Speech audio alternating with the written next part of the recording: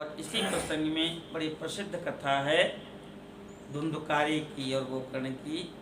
सुनाते हैं सनकादिक ऋषि, कहते हैं इसके श्रवण मात्र से ही पाप की हानि हो जाती है। तुंगभद्रा नाम की नदी है और उसी के तट पर एक पत्तन है, बीच में जो टापू निकला तो पत्तन कहते हैं, वही नगर बसा है। वहाँ पर चारों वर्णों के लोग निवास करते हैं। सबके सब धर्म कर्म में तत्पर हैं और उसी पुर में एक आत्मदेव नाम के ब्राह्मण रहते हैं, सर्व वेद विशारदा, जो सभी वेदों के ज्ञाता हैं। ये जो आत्मा है, इस आत्मा का स्वरूप ही है ज्ञानाधिकरण आत्मा। ये ज्ञान स्वरूप है। आत्मा में ज्ञान कहीं से लाना नहीं होता है। सारे ज्ञान जिसमें प्रतिष्ठित है उसी का नाम है आत्मा। तो आत्मदेव का मतलब आत्मा से ही है, जीवात्मा से निवास करते हैं। श्रौत स्मार्त कर्म करने में निष्णात हैं। श्रोत्रार्हन्ति चणैर गुणेर महर्षि विरार दिवम तोष्टोयमानोप्य गुणः विहुर विजयते तराम। शंका करते हैं कि ऐसे ऐसे ऋषि महर्षि छंदोधीते श्रोत्रिया, जो वेद का अध्ययन करे उसको श्रोत्रिय कहते हैं, और श्रुति में जो कर्म कहे गए हैं उन्हीं का नाम है श्रौत कर्म। और श्रौत कर्म करने में जो अत्यंत निपुण हैं, योग्य हैं, वो हैं श्रौत्रार्ह और श्रोत्रार्हन्ति चणैः। तो श्रुति स्मृति पुराणोक्त कर्म करने में भी जो प्रसिद्ध हैं, तेन वित्तश्चुंचुप क्षणपौ क्षण प्रत्येवा, ऐसे जो महर्षि हैं वो दिन रात जिनकी स्तुति करते हैं। तो कहते हैं अगुणः, कहे वो परमात्मा गुण रहित हैं, तो कहे यदि अगुणः स कथम तोष्टूयमानः, जब वह गुण रहित है तो फिर दिन रात स्तुति कैसे उनकी हो रही है। स्तुति किसे कहते हैं? स्तुते नाम गुणानुकथनम, आप इतने महान हैं, आप ऐसे हैं, आप ऐसे, इसी का नाम स्तुति है। और जब वो गुण रहित हैं तो उनकी स्तुति कैसे हो रही है?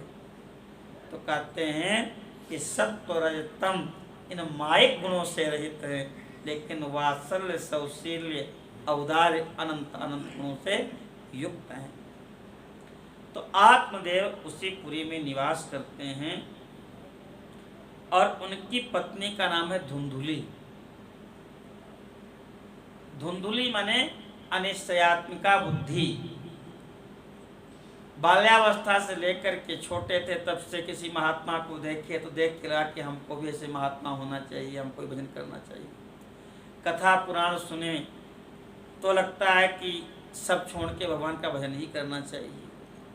लेकिन 50 के हो गए, 75 के हो गए, पूर्ण रूप से निश्चय ही नहीं कर पाए करना क्या चाहिए। तो जो अनिश्चयात्मिका बुद्धि है उसी बुद्धि का नाम है धुंधुली। आत्मदेव का कल्याण उसी क्षण हो जाए कि ये धुंधुली जो है निश्चय कर ले कि नहीं, अब तो भगवान का ही भजन करना है। अवलो नसानी अब ना नसइयो, परवश जान इंद्रिन निज बस होए ना हंसइयो। तो आत्मदेव के धुंधुली नाम की पत्नी है। खूब धर्म कर्म करते हैं, आधी से ज़्यादा आयु बीत गई, आधे से ज़्यादा धन खर्च कर दिया, लेकिन कोई संतान नहीं है। न पुत्र न पुत्री कोई नहीं है। एक बार दुखी होकर के, क्योंकि इनके घर कोई भिक्षा नहीं लेता साधु, क्यों? तुम निसंतान हो, देवता हवि नहीं ग्रहण करते। और यहाँ तक कहा कि जो हम गाय ले आए वो गाय बांझ हो जाती है, जो हम वृक्ष लगा दें उस वृक्ष में फूल और फल नहीं आते हैं। इस प्रकार से इनका वर्णन किया। जंगल में गए हैं और ये निश्चय किया कि हम अपने प्राणों का त्याग कर देंगे। वृक्ष के नीचे बैठे थे उसी समय मानो भगवान ही लीला करने के लिए साधु के रूप में आ गए हों। एक सन्यासी महात्मा आए हैं, देखे कि ब्राह्मण देवता गरम गरम श्वास ले रहे हैं। उनके चरणों में सिर रख दिया ब्राह्मण देवता ने और जोर जोर से रोने लगे। उन्होंने कहा कि हे विप्रदेव, तुम क्यों रो रहे हो, कौन सी चिंता है आपको? आत्मदेव ने अपनी पूरी कहानी बताई। महात्मा ने के मस्तक की रेखाएं देखी और कहने लगे, ब्राह्मण देवता, अज्ञान छोड़ दो, संतान होने से कुछ नहीं होता। सगर के 60,000 पुत्र थे तो क्या हुआ? 1,00,000 पूत 1,25,000 नाती, तारावन घर दिया ना बाती। ये अज्ञान है। संसार की वासना का त्याग करो और भगवान का भजन करो। 7 जन्मावधि तो पुत्रो नैव च नैव च, 7 जन्मों तक तुम्हारे कोई संतान नहीं है। ब्राह्मण कहने लगे कि ये आप सब सन्यासियों का धर्म है। जिसके घर में छोटे छोटे बच्चे किलकारियां न करते हों, उस गृहस्थ का जीवन नीरस हो जाता है। हमको तो पुत्रम देह बलादपि, हमको तो संतान चाहिए। इस प्रकार से जब हठ किया, ब्राह्मण देवता ने कहा कि ब्रह्मा के लेख को मिटाना उचित नहीं होता है। चित्रकेतु ने प्रयास किया, नारद जी और अंग्रेज ने उनको पुत्र दिया, लेकिन क्या हुआ? दुख की ही प्राप्ति हुई। अंत में जब नहीं माने तो एक फल दिया संत भगवान ने और कहे, जाओ इस पत्नी को खिला देना और वह सत्य का पालन करेगी, नियम का पालन करेगी तो उसको सुंदर पुत्र की प्राप्ति होगी। ब्राह्मण देवता फल लेकर के आए हैं, कहे इसको पालो। पत्नी ने फल ले लिया, ब्राह्मण देवता चले गए और वह अपने पड़ोस में गई। तो जो जैसा होता है उसके साथी संगी भी वैसे ही होते हैं। अब वो अपनी सखी के सामने रोने लगी जोर जोर से। कहे, क्या हुआ सखी? कहे, हमको बड़ी चिंता हो गई है।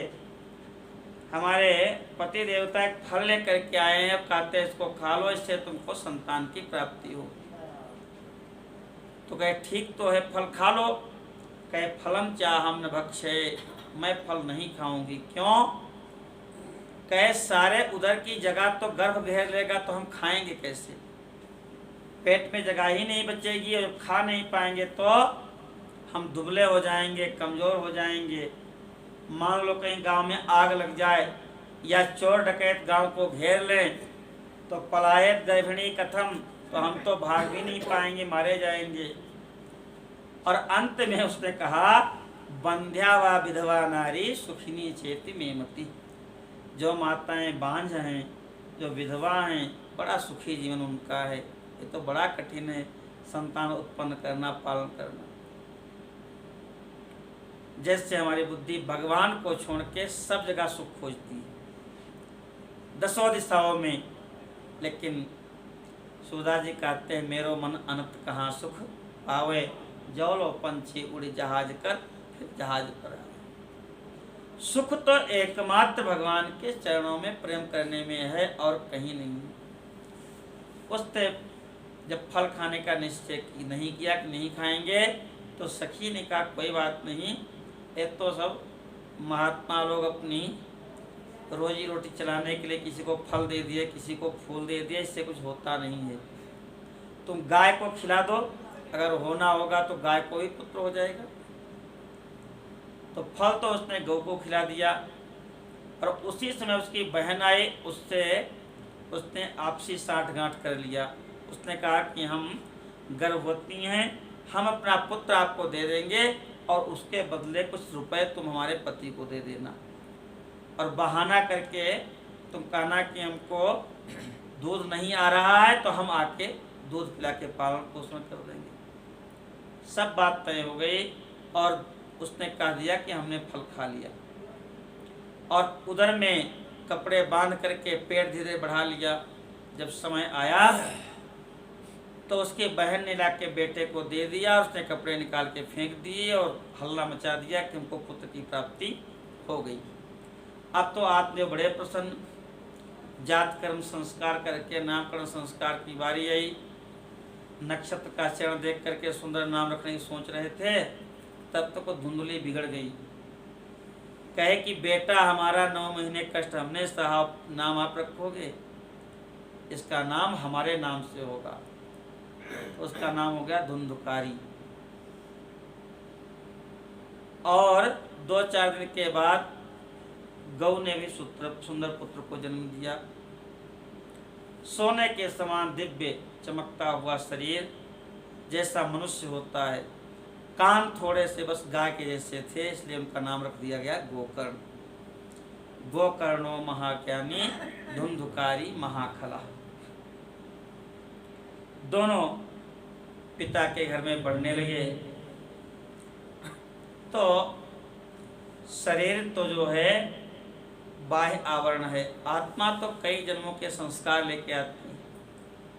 कोई जन्म लेता है तो पहले मिट्टी के ही भगवान बनाएगा, उनको पूजेगा, प्रणाम करेगा, फिर छोटे कैसे पत्थर लेगा, पूजेगा, और धीरे धीरे चंदा करके मंदिर बना लेगा, घंटा बजाएगा, कीर्तन करेगा। वो बताता है कि आत्मा वैकुंठ से आई है, उस जन्म में भी महात्मा थी, आकर के भगवान में लग जाते हैं। और दूसरे हैं छोटे से ही मादक पदार्थ पिएंगे, फिर दारू पीने लगेंगे, फिर जुआ खेलने लगेंगे, फिर अस्त्र शस्त्र लेकर के चोरी डकैती मारपीट।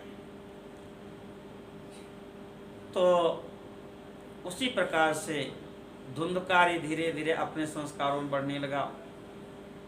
मदिरा पान करता, जंगली जीवों का शिकार करता, जुआ खेलता, और पिता को पीट पीट करके उनसे पैसे छीन के ले जाता। एक दिन गोकर्ण के पास रोने लगे आत्मदेव जी कि भैया बताओ मैं क्या करूं। बंधत्वं तु समीचीनम कुपुत्रो दुखदायक। इससे अच्छा तो यह था कि हमको संतान नहीं होती, वो अच्छी थी। अब मैं कहाँ जाऊं, किससे अपने दुख को निवेदन करूं। क्वतिष्ठामि क्वगच्छामि को में दुखम विपोहेत। अब हमको इस दुख से कौन पार करेगा। हे भैया गोकर्ण, मैं प्राणों का त्याग कर दूंगा तुम्हारे सामने। इस प्रकार से जब कहा तो गोकर्ण जी ने समझाया, कहा पिताजी ये संसार असार है, दुख देने वाला है, दुखालयम, इसको दुखालय कहा गया, अशाश्वतम। अगर हमको कहीं सुख दिख रहा है तो इसका मतलब हमारी बुद्धि भ्रम में है। संसार में तीनों कालों में कभी सुख संभव ही नहीं है। न किसी का पुत्र होता है, न किसी का धन होता है, ये तो झूठे स्नेह में पड़ के दिन रात जलता रहता है। और पुत्र जिसकी कामना सभी करते हो तो सबसे दुखदाई है। जन्मत ही तिरिया हर्यो, जन्म लेते ही वो पत्नी को छीन लेता है। अब बच्चा रो रहा है तो पत्नी आपका ध्यान देगी कि बेटे का ध्यान देगी? बेटे का ही ध्यान देगी। जन्मत ही तिरिया हर्यो ब्याहत घर लैलीन। और ब्याह होते ही बहू घर में आ गई तो यदि आप समझदार हैं तो घर में नहीं जाएंगे। भाई घर में बहू, आप कैसे घर में जाएंगे। और मरते मुख आगी दयो तो पुत्र कबे सुख दी। तो इस प्रकार से पुत्र जो है केवल दुख देता है, ऐसा समझाया गोकर्ण जी ने। और कहे पिताजी किसी को सुख नहीं है, न चेन्द्र से सुखम किंचित। इंद्र देवताओं का राजा है लेकिन हर समय परेशान रहता है कि कोई 99 किया कि परेशान हो गए कि संवायगी करेगा और हमारा पद छीन लेगा। चक्रवर्ती सम्राट को भी दुख है। अगर कोई सुखी है तो सुखमस्त विरक्तस्य मुने रेखांतवास। कितो मृग नयनी कितो मृग छाला। भर्तृहरि जी कहते हैं कि पर्वत के किनारे, गंगा के किनारे किसी झुरमुट में बैठ जाए और प्रेम से भगवान का नाम ले, इससे बढ़ के कोई सुख नहीं है। और दैत्यराज रावण भी कहते हैं इसको, कदा निलिम्प निर्झरे निकुंज कोटरे वसन शिवेति मंत्र मुच्चरण कदा सुखी भवाम्य।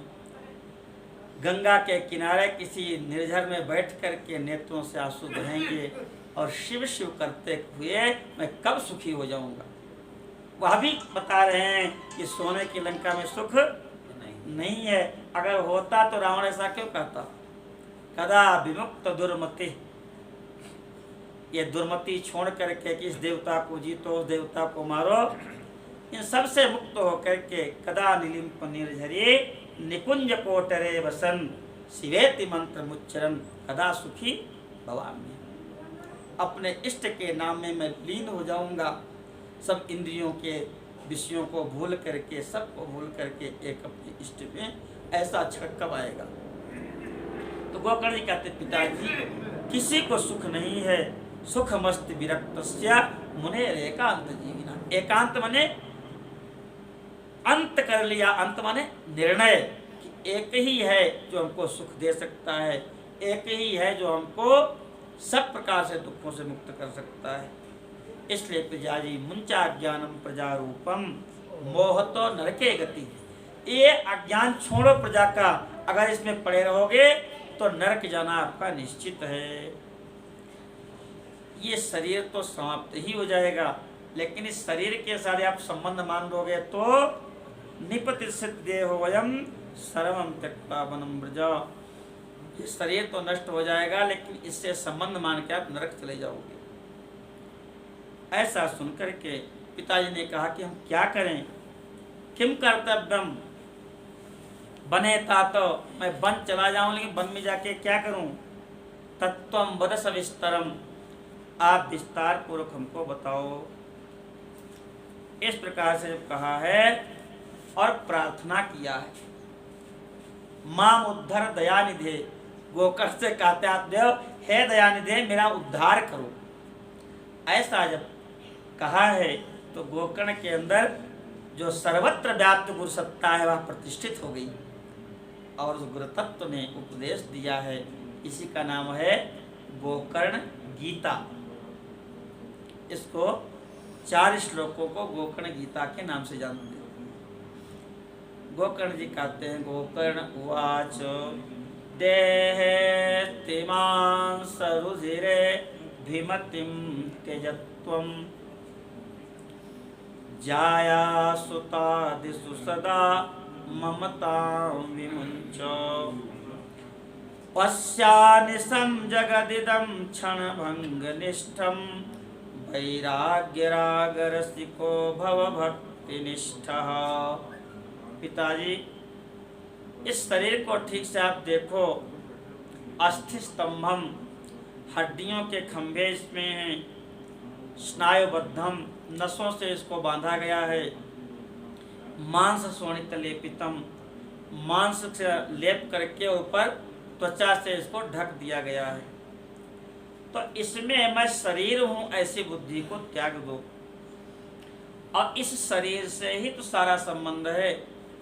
जिसने इस शरीर को जन्म दिया वही माँ हो गई, जिसने पाला वही पिता हो गए। तो जितने भी संबंध हैं वो सारे संबंध इस हानमास के शरीर से ही हैं। आत्मा को कोई पैदा नहीं करता, आत्मा शाश्वत परमात्मा का अंश है। ममैवांशो जीवलोके जीवभूत सनातना। और उसी जाया माने पत्नी पुत्र, इनके संबंध के द्वारा बंध जाते हो। इनसे सबसे अपने को मुक्त कर लो। यह जगत प्रतिफल नष्ट हो रहा है। बौद्धों का जो क्षणिकवाद है, हम लोग जब कथा सुनने बैठे थे तब से अब तक करोड़ों परिवर्तन हो गए हमारे शरीर में। माने एक क्षण में न जाने कितने परिवर्तन हमारे शरीर में हो जाते हैं जो हमको दिखाई नहीं पड़ते। प्रतिपल यह संसार जो संसरण कर रहा है, मृत्यु के मुख में जा रहा है, इसी का नाम संसार है। आप चाहें भी कि सुख का क्षण रुक जाए, रुका आज तक। हर व्यक्ति चाहता है कि सदैव युवा बने रहें, लेकिन सब वृद्ध हो जाते हैं। दुख को कोई नहीं चाहता, रोग को कोई नहीं चाहता, लेकिन सबको दुख और रोग की प्राप्ति होती है। इस प्रकार से ये क्षणभंगुर संसार है, इससे अपने मन को हटा के भगवान में लगा दीजिए। वैराग्य राग रसिको भव भक्ति निष्ठा। दूसरा कहते धर्मम भजस्व सततम त्यज लोक धर्मान सेवस्व साधु पुरुषान जहि काम तृष्णाम। जो विशुद्ध धर्म है उसका सेवन करो और लोक धर्म का परित्याग करो। लोक धर्म क्या है? 70 साल के वृद्ध हो गए और कहिए बद्रीनाथ चलिए, कहे नहीं अभी नहीं जाएंगे, अभी पौत्र की परीक्षा है, उसको परीक्षा में जाना है तो घर हमको संभालना पड़ेगा और हम वृद्ध हैं तो हमारा दायित्व बनता है। बेटा भी बीमार है, उसके दवा की व्यवस्था करें, हम पिता हैं। तो ये जो धर्म हैं इनको लोक धर्म कहते हैं। पत्नी की रक्षा, पुत्र की व्यवस्था, पौत्र की व्यवस्था, मित्र के सुख दुख में शामिल होना, ये अनेक प्रकार के धर्म हैं जो लोक धर्म के अंतर्गत आते हैं। और विशुद्ध धर्म क्या है, जिसको भगवान ने कहा कि सर्वधर्मान परित्यज्य मामेकम शरणं व्रज। तो कहते हैं विशुद्ध धर्म एक ही है, अकारार्थो विष्णुर जगदुदय रक्षा प्रलय कृत मकारार्थो देवस तदुपकरणं वैष्णवमिति उकारो नन्यार्हं नियमयति सम्बन्धमनयोस्त्रयीसारस्त्यात्मा प्रणव इममर्थं समदिशत्। आकार माने अकारो वासुदेवः स्यात्। आकार माने भगवान नारायण जो जगत की उत्पत्ति, पालन और लय करते हैं। और मकार माने जीव, मकारार्थो जीवः। कौन? तदुपकरणम, हम केवल और केवल नारायण के लिए है। तीनों कालों में न किसी के हम थे, न हैं और न कभी होंगे। जीव केवल भगवान का है। मकारार्थो जीवस तदुपकरणम वैष्णव इदम। उकारो नन्यारहम, उकार माने हम अन्य किसी के अर नहीं हैं, हम केवल नारायण के ही हैं, हम और किसी के भोग्य नहीं हैं। नियमित संबंध मनयोस, उकार कहता है कि तुम केवल नारायण के हो, तुम किसी दूसरे के नहीं हो। त्रयी सारा, यही तीनों वेदों का सार है। त्रयात्मा, यही तीनों वेदों की आत्मा है। तो अकारार्थायैव स्वमहमत मह्यम न निवह नारायणाय नमः। मैं और किसी का नहीं हूँ, मह न अष्टाक्षर मंत्र की व्याख्या। तुम केवल परमात्मा के हो और किसी के नहीं हो। यह कहें सुत वेद चहूं। माता सुनीति कहती हैं कि चारों वेदों ने यही कहा है कि भगवान के चरणों को छोड़ के इस अनंत ब्रह्मांड में तुम्हारा कहीं कोई नहीं है। तो धर्मम भजस्व सततम त्यज लोक धर्मान, उस धर्म का स्मरण करो। और ये लोक धर्म, पत्नी धर्म, पुत्र धर्म और ये अमुक धर्म, इन सब धर्मों को प्रणाम कर लो। तुम केवल नारायण के हो और किसी के नहीं हो। स्वातंत्रम निज रक्षणम, आप की स्वतंत्रता, आपकी रक्षा और आपकी जीविका, ये तीनों भगवान के हाथ में है। आप स्वतंत्र नहीं हैं। आपको लगता है पिंजरे का पंछी कितना भी उड़ना चाहे फड़फड़ा करके उड़ पाएगा। हम सब परमात्मा के संकल्प के अंतर्गत हैं। न तस्य कश्चित् तपसा विद्यया वा न योग वीर्येण समाधिना वा। हम कितना भी प्रयास करें, ब्रह्मा जी कहते हैं प्रियव्रत जी से, हम उस परमात्मा का अतिक्रमण नहीं कर सकते। हम परमात्मा के अधीन हैं, परमात्मा हमारे भोक्ता हैं, हम उनके भोग्य हैं। यही धर्म है। धर्मम मजस्सतम त्यजलोक धर्मान। हम केवल और केवल भगवान के हैं। त्वमेव माता च पिता त्वमेव, त्वमेव बंधुश्च गुरुस्तमेव, त्वमेव विद्या द्रविणम त्वमेव, त्वमेव सर्वम मम देव। सारे संबंधों को उन्हीं में न्यस्त कर दे, उसी को संन्यास कहते हैं। सब उन्हीं में न्यस्त करके और केवल एक माँ उनका चिंतन करे। सेवस्व साधु पुरुषान जहि काम तृष्णाम। साधु पुरुषों का सेवन करो जो भगवान को प्राप्त कर चुके हैं। आत्मविद चरणार्चनम। आत्मा को जिन्होंने जान लिया है, परमात्मा के और आत्मा के संबंध को जान के जो सदा सदा के लिए उनके पार्षद हो गए, भक्त हो गए, उनके चरणों की धूल अपने मस्तक पे चढ़ाइए, उनका सेवन कीजिए। जहि काम तृष्णाम। काम की तृष्णा को जल्दी से जल्दी त्याग दीजिए। यात्री जी कहते हैं ना कि ताम तृष्णाम दुख निवहाम सर्व का कामो द्रुतम त्यजेत। ऐसी तृष्णा जो जीरतो या न जीरते, या दुस्तजा दुर्मत भी जीरतो या न जीरते। इस तृष्णा को तुम कितना भी पुष्ट करना चाहो कि शांत हो जाए, कभी शांत नहीं होती। गोस्वामी जी कहते हैं विषय भोग बहु घीते। विषय भोग रूपे घी डालते जाओगे और ये आग बढ़ती जाएगी। मन पछते हो अवसर रीते, अंत ही तो ही तजहेंगे पामर, तू न तजय अब ही ते। हम कर धन धाम समारे, अंत चले उठ रीते।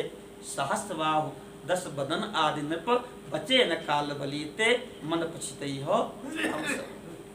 अंत में सब तुमको छोड़ देंगे। शरीर को आपने खूब पुष्ट किया, शुद्ध देसी घी खाए, बादाम पिए, कसरत किए, लेकिन आंख छोड़ के चली गई, दिखाई नहीं पड़ता, चश्मा लग गया, घुटनों में दर्द हो रहा है, धीरे धीरे सब छोड़ के जा रहे हैं। क्यों? परमात्मा के संकल्प से संचालित है। कब उनको वृद्ध कर देना है, कब अशक्त कर देना है। ऐसे ही संसार की सारी चीजें आप कितना भी उनको पकड़ना चाहो, वो आपकी पकड़ से बाहर है। इसलिए वो हमको छोड़ें, उसके पहले यदि हम उनको छोड़ दें तो कष्ट नहीं होगा। मन पछते हो सर्जीते। पिताजी धर्मम मजस्सतम तैलोक धर्मान सेवस्व साधु पुरुषान जय काम तृष्णाम अन्यस्य दोष गुण चिंतन मासु मुक्त्वा। ये सबसे बड़ी चीज है। किसी के भी दोष गुणों का चिंतन नहीं करना। एकादश स्कंध में आता है कि जो दूसरों के गुणों की प्रशंसा करता है, दूसरों के दोषों को देखता है, उन दोनों का पतन हो जाता है। गुण भी झूठे और दोष भी झूठे। विशुद्ध तो परमात्मा है सब में, उसी पर दृष्टि रखे, न किसी का गुण देखे और न किसी का दोष देखे। भगवान नाम जप में भी जो 10 दोष बताए गए हैं, उसमें भी सबसे पहला यही है कि किसी के दोष हम न देखें। सन्निंदा सत्य आत्म वैभव कथा। सज्जनों की निंदा न करें और किसी की निंदा न करें, क्योंकि कर्मों का फल देने के लिए भगवान कहते हैं बैठे हुए हैं। कर्मण्येवाधिकारस्ते माँ फलेषु कदाचन माँ कर्म फल हेतुर्भो माते संगोस्तु कर्मणि योगस्थः कुरु कर्माणि संगम त्यक्त्वा धनंजय। माँ कर्म फल हेतुर्भो माते संगोस्तु कर्मणि। कर्म का फल देने के लिए आप बैठे हुए हैं, इसलिए किसी के गुण दोष कर्म का चिंतन आप मत करो। आप तो हमारे गुण दोष का चिंतन करो, भगवान के गुणों का। सेवा कथा रसमहो नितराम पिबत्तुम। भगवान की सेवा करो, संतों की सेवा करो और भगवान की कथा का पान करो। इस प्रकार से जब कहा है गोकर्ण जी ने, एवं सुतोक्ति वसतोपि गृहम विहाय, पुत्र की बात मान करके आत्मदेव ने अपने गृह का परित्याग कर दिया। या तो वनम स्थिर मतिर गत 60 वर्ष, 60 साल की अवस्था में अपनी मति को स्थिर करके आत्मदेव घर छोड़ करके जंगल को चले गए। जो विवेक है यही पुत्र है। जब तक अपने अंदर से आपको विवेक नहीं जागृत होगा कि सत्य परमात्मा है, तब तक चाहे जितने कथा वक्ता सुनावें और चाहे जितने वेद पुराण पढ़ें, तब तक तो त्याग नहीं होता जब स्वयं का विवेक निश्चित कर लेता है। ऐसे ही गोकर्ण ने पिता को उपदेश दिया, जंगल चले गए और वहाँ पर नित्य प्रति 10वें स्कंध का पाठ करते हुए भगवान कृष्ण को प्राप्त किया। युक्तो हरेरनुदिनं परिचर्ययासौ श्री कृष्णमापनियतम 10मश्च पाठात्। बोलो आत्मदेव महाराज की जय, गोकर्ण महाराज की जय। पिता आत्मदेव ने मोक्ष प्राप्त किया, भगवान को प्राप्त किया। इधर जब पिताजी नहीं रहे तो धुंधुकारी ने माता जी की खूब पिटाई किया।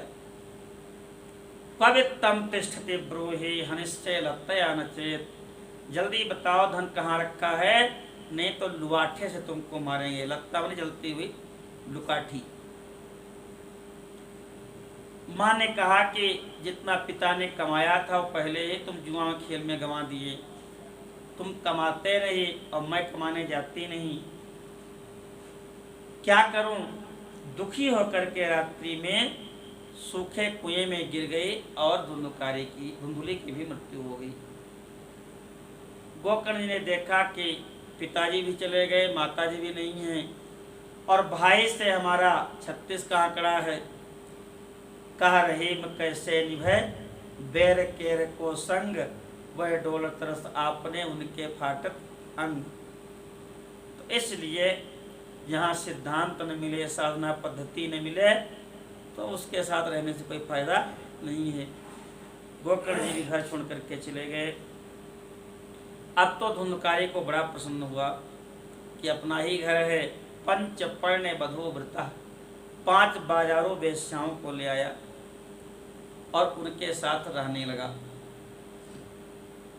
ये 5 बेजारू वेश्याएं जो हैं, हमारी जो 5 ज्ञानेंद्रियां हैं, जिनके द्वारा हम विषयों के रस का अनुभव करते हैं। नेत्र के द्वारा रूप का, नासिका के द्वारा गंध का, जिह्वा के द्वारा रस का, कान के द्वारा शब्द का और स्पर्श के द्वारा त्वचा का। तो ये यही पंचपर्णे वधू हैं। अब उन वेश्याओं का काम क्या है, अपने अपने विषयों में लगाना। उन वेश्याओं ने कहा बहुत सारा धन लेकर के आओ, तब तो हम तुम पर प्रसन्न रहेंगे, नहीं तुमको छोड़ के चले जाएंगे। अब धुंधकारी ने उन वेश्याओं को प्रसन्न करने के लिए राजा के यहाँ चोरी किया, बहुत सारा धन सोना हीरा मोती लेके आया। स्त्रियां विचार करने लगी कि ये रोज चोरी करेगा और राजा के लोग आएंगे, धन तो जाएगा और हम लोग भी पकड़े जाएंगे। तो उन लोगों ने उसको चारपाई से बांध दिया और उसके मुख में जलते हुए अंगारे कूच करके और गला रेत करके हत्या कर दिया, रस्सी से खींच करके, और आंगन में ही गड्ढा खोद के उसी में उसको गाड़ दिया। लोगों ने पूछा कहाँ चले गए धुंधकारी, तो कहे बहुत पैसा कमाने के लिए घर से बहुत दूर चले गए हैं। लोकै पृष्ठा वदन्ति स्म दूरम यातः प्रयोहिनः, आगमिष्यति वर्षेस्मिन् वित्त लोभ विकर्षितः। पैसा बहुत चाहिए उनको, इसलिए बहुत दूर चले गए और रात्रि में धन लेकर के वो सारी वेश्याएं चली गईं। व्यास जी कहते हैं स्त्रीणाम नयोत विश्वासम दुष्टानाम कारयेत बुधा। इसलिए जो स्वेच्छाचारिणी पतिता आचरण वाली स्त्रियां हैं, उन पर कभी भी बुद्धिमान व्यक्ति को विश्वास नहीं करना चाहिए, और जो विश्वास करता है वह दुख के कुएं में गिरता ही गिरता है। इनकी वाणी में तो बड़ी मिठास होती है, लेकिन इनके हृदय में छुरे से भी धारदार कुटिलता भरी रहती है। प्रिया तो नाम योषिता, इनका कोई भी प्रिय नहीं होता है, ऐसा कहा है। अब धुंधकारी तो प्रेत हो गया, वायु का रूप धारण करके खुद तो दुखी है ही, और जो भी उसके क्षेत्र में आते हैं उनको भी दुखी करता है। धीरे धीरे गांव के लोग तीर्थ यात्रा में गए थे, गोकर्ण से मिले, उनको बताए कि भाई तुम्हारे भाई की भी मृत्यु हो गई। तो उन्होंने भाई होने के नाते उनका गया श्राद्ध किया, और जहाँ भी तीर्थ में जाते थे वहाँ माता पिता और भाई के नाम से पिंडदान करते थे। घूमते घूमते अपनी जन्मभूमि की याद आई, अपने गांव को आए, देखा घर तो सब उजड़ चुका था, डीह था। तो रात्रि में वहीं रुकने के विचार से बैठे, और उसी समय ये धुंधकारी जो प्रेत बन चुका था, कभी भेड़ा बन के आवे, कभी हाथी बन के आवे, कभी भैंसा बन के आवे। गोकर्णी समझ गए अयम दुर्गतिका कोपी, ये कोई दुर्गति को प्राप्त जीवात्मा है। उन्होंने गायत्री मंत्र से जो अभिमंत्रित किया और उसके ऊपर छोड़ा। जब कुछ पाप उसके कम हुए तो रोते हुए बोला कि अहम भ्राता त्वदीयोऽस्मि धुंधुकारीति नामतः, स्वकीयेनैव दोषेण ब्रह्मत्वं नाशितं मया। मैं तुम्हारा ही अपना भाई धुंधुकारी हूँ। हमने अपने कर्मों के द्वारा ही अपना ब्रह्मत्व नष्ट कर दिया, और अज्ञान में पड़ के हमने इतने कुकर्म किए हैं जिनकी कोई संख्या नहीं है। उन बाजारों स्त्रियों ने हमको बड़े दुख पूर्वक हमारा वध किया था, इसलिए मैं प्रेत हो गया हूँ, केवल वायु पी करके रहता हूँ। हे बंधो, हे कृपा सिंधो, मुझे मुक्त कर दो, इस प्रेत योनि से मुझे छुड़ा लो। ऐसा कह कर के वह प्रेत रोने लगा।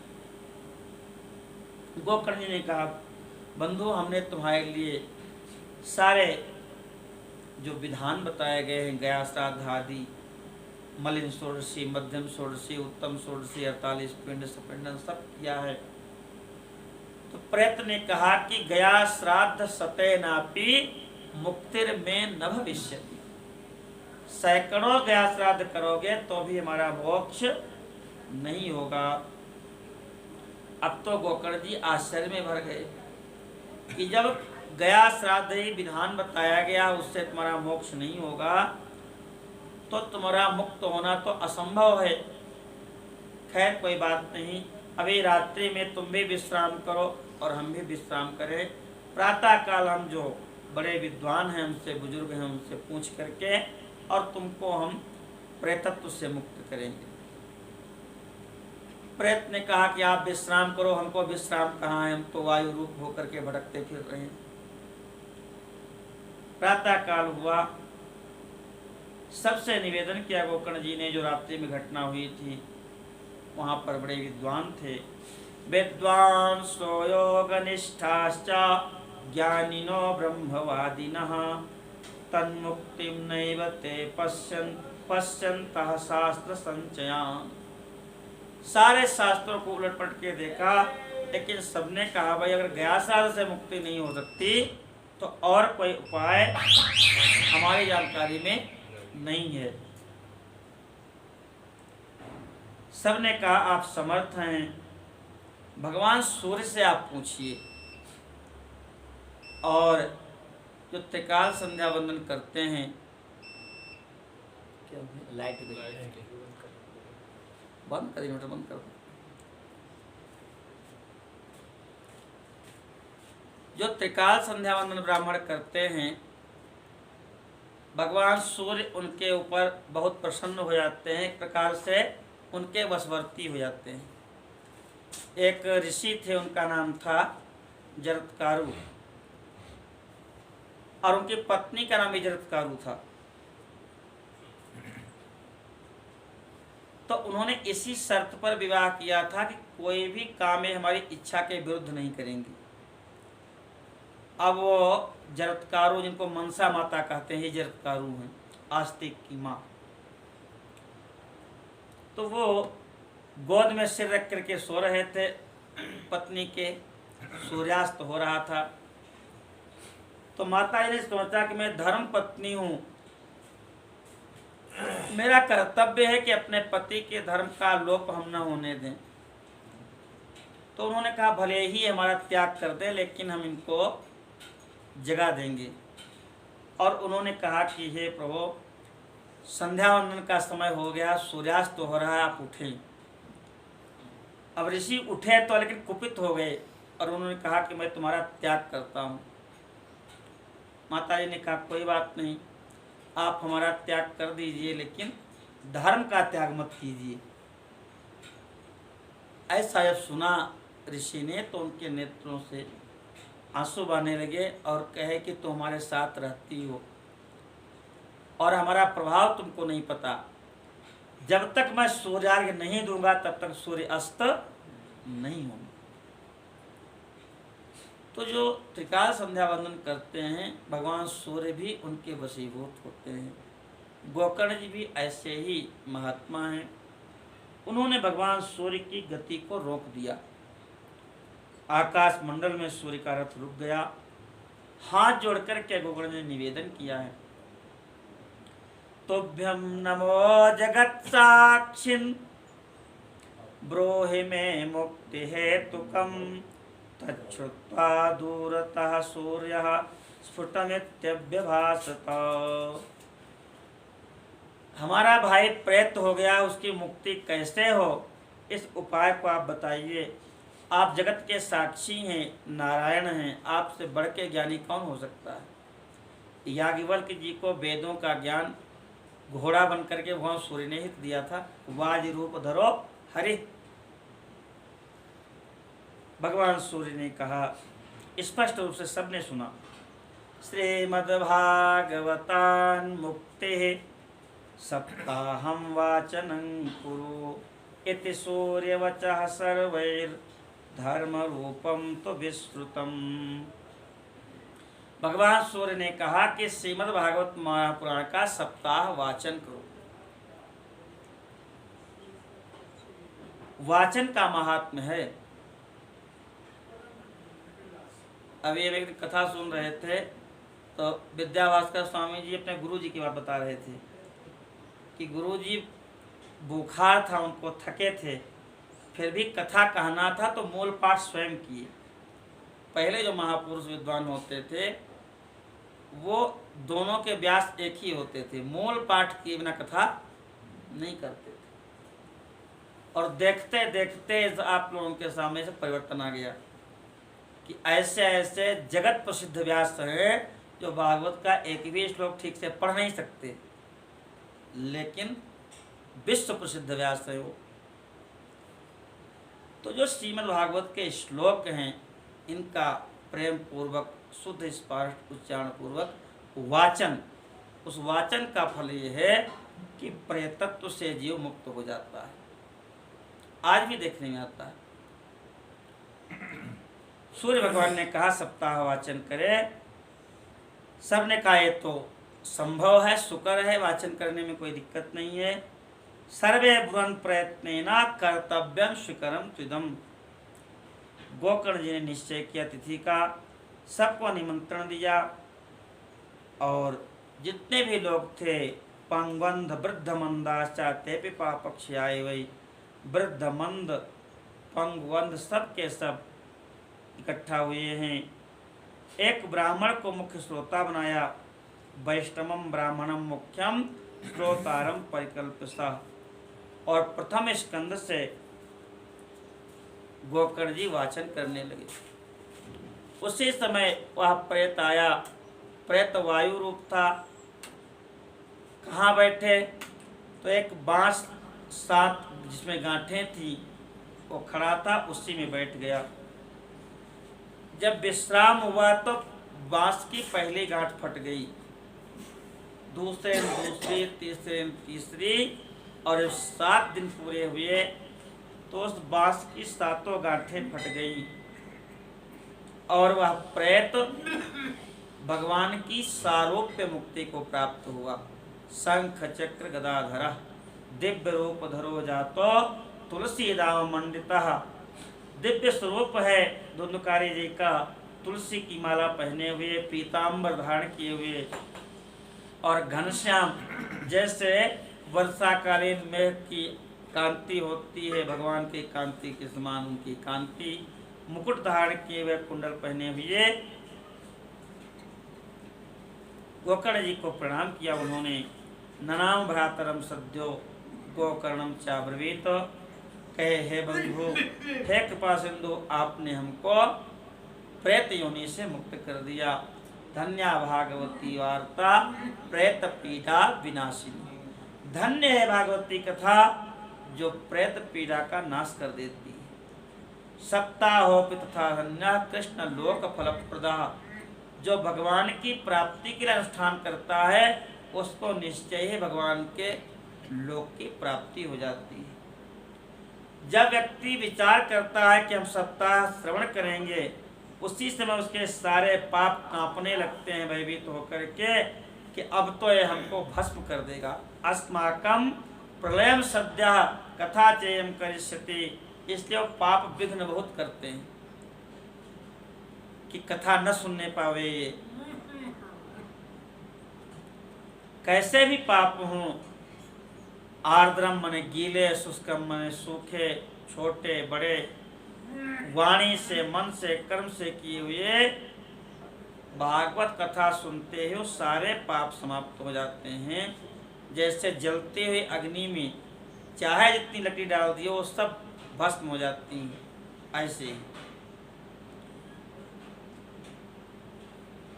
संतों की सभा में, देवताओं की सभा में बारंबार कहा जाता है, अकथ श्राविणाम पुंसाम निष्फलम जन्म कीर्तितम। इस भारतवर्ष में जन्म लेकर के जिसने इस भागवती कथा को नहीं सुना उसका जन्म लेना व्यर्थ है। इस प्रकार से महिमा बताई है।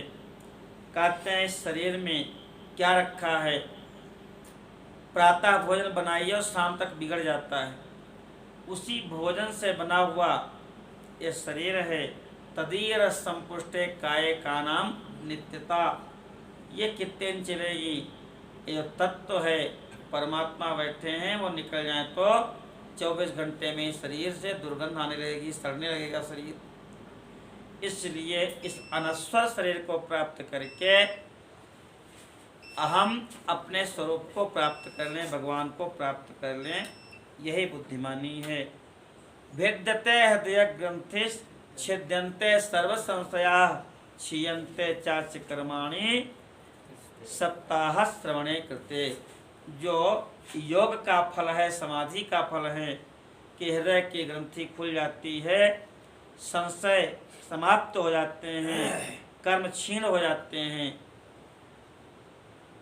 क्या दृष्टे तस्मिन् परावरे, उस परमात्मा के दर्शन के बाद वही फल सप्ताह कथा श्रवण का भी है। संसार रूपी कीचड़ लपटा हुआ है शरीर में आपके, और इस कथा रूपी तीर्थ में नहा लो तो तुम्हारी मुक्ति सुनिश्चित है। इस प्रकार से निवेदन किया। गोकर्ण जी कहने लगे भगवान के पार्षदों से कि हे भगवत पार्षदों, हमको एक शंका है। कहे क्या? यात्रैव बहवः सन्ते श्रोतारो मम निर्मलाः आने तानि विमानानि न तेषां युगपत् कुतः। कहे यहाँ पर हमारे बहुत से श्रोता हैं और आप विमान केवल धुंधुकारी के लिए लेकर के आए, ये बात हमारी समझ में नहीं आई। कथा तो सबने सुनी, श्रवणम समभागेन सर्वेषाम इह दृश्यते फल भेदः कुतो जाता प्रब्रुवन्तु हरिप्रियाः। ये हरि के प्यारे पार्षदों, फल में भेद क्यों हो गया? विमान केवल धुंधुकारी के लिए ही क्यों आया? हरिदासा ऊंचू।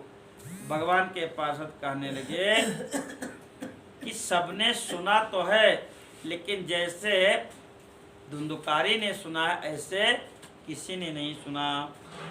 श्रवणस्य विभेदेन फलभेदोऽत्र संस्थितः श्रवणं तु कृतं सर्वैर्न तथा मननं कृतं।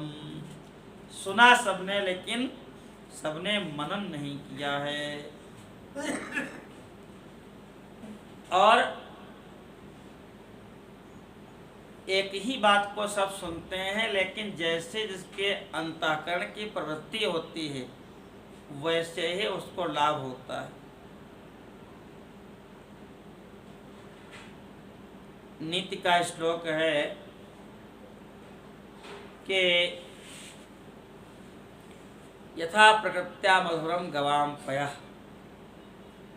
न वेद शास्त्रम पठतीति कारणम न चापि वेदाध्ययनम दुरात्मनः स्वभाव एवात्र तथा तिरिच्यते यथा प्रकृत्या मधुरम गवाम पयः। वेद शास्त्र पढ़ना कारण नहीं है। जिसका स्वभाव जैसा होता है वैसा ही उसका परिणाम हो जाता है।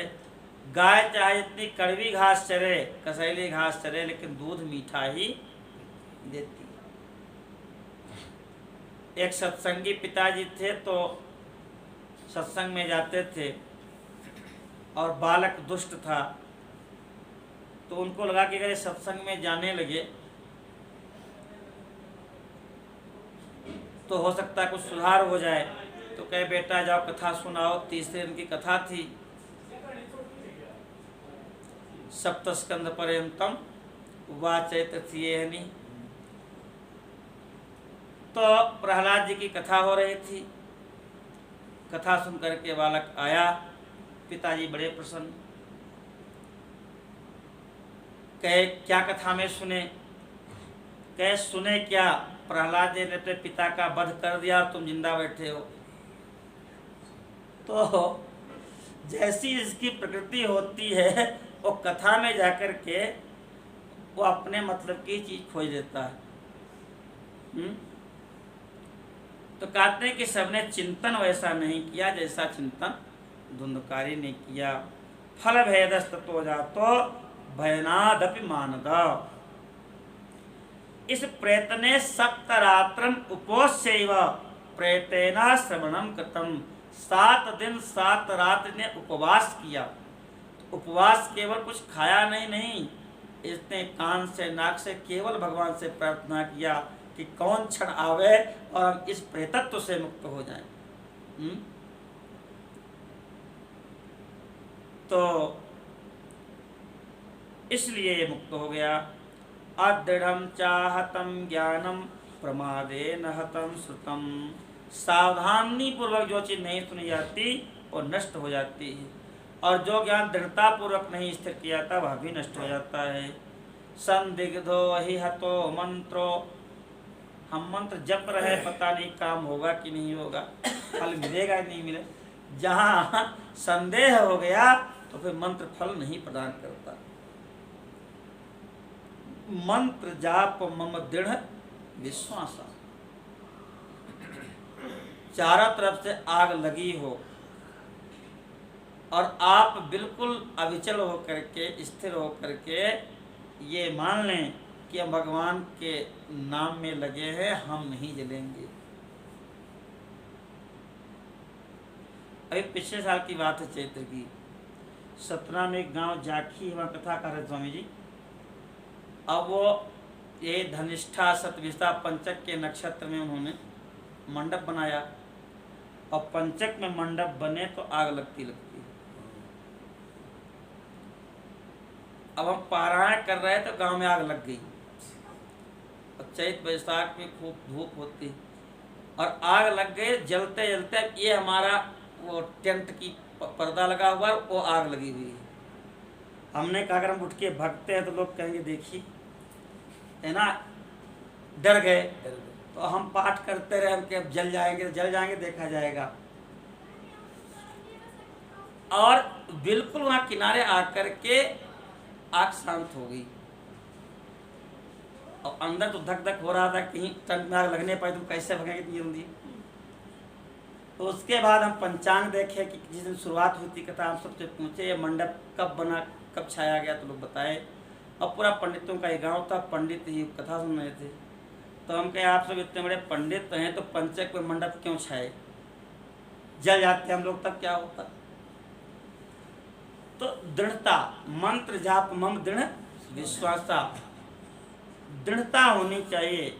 अगर नहीं है तो अदृढ़म चा हतम ज्ञानम, वह ज्ञान नष्ट हो जाता है। और संदिग्धो ही हतो मंत्रो, अपने मंत्र में कहीं भी संदेह नहीं होना चाहिए। व्यग्र चित्तो हतो जपः, जप के समय चित्त में व्यग्रता नहीं होनी चाहिए, उस समय शांति पूर्वक जप करना चाहिए।